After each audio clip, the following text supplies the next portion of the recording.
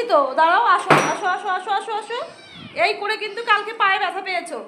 আগে আগে আগে আগে দৌড়াচ্ছ তুমি। দাঁড়াও দাঁড়াও, দেবো তো। এই যে এই যে এই যে এই দেখো, ওর ভাত মেখেছি, মানে টের পেয়েছি। আসো আসো আসো আসো আসো আসো আসো আসো আসো আসো আসো আচু আচু আচু আচু। দাঁড়াও দাঁড়াও দাঁড়াও দাঁড়াও, আমি বাটিটা রেখে নিই। ও বাবা গো, দাঁড়াও, বাটিটা বাটিটা রাখতে দে। এই নে নে নে, খা খা খা খা। বাবা কিভাবে টের পেয়ে গেছে যে ওর ভাত মেখেছি, দেখো। পাগল হয়ে যায়, পাগল একবারে। এই করেই খাবার দিতে গিয়েই ব্যাস পায়ের মধ্যে পাড়া লেগে গেছে। মানে ও যখন ভাতটা ওর মাখি না, কীভাবে যে টের পায় জানি না, কীভাবে ও টের পেয়ে যায়। এখনও আমি আর ছেলে খাইনি, ওকে দিয়ে দিলাম খেতে, হাজব্যান্ডের খাওয়া হয়ে গেছে।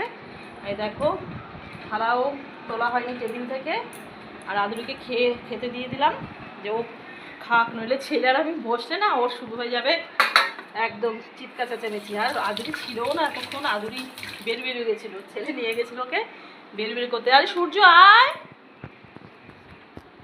মানে পাগল হয়ে যায়, একবারে পাগল হয়ে যায়।